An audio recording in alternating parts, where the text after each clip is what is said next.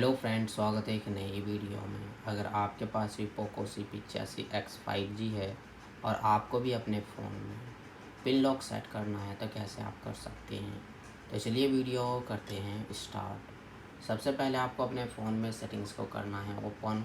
ऊपर की तरफ स्क्रॉल करेंगे, यहाँ पर आपको मिलेगा fingerprint, face, data and screen lock. Click करना है, यहाँ पर आपको स्क्रीन लॉक पर क्लिक करना है, पिन सेलेक्ट करना है, 5 सेकेंड वेट करना है।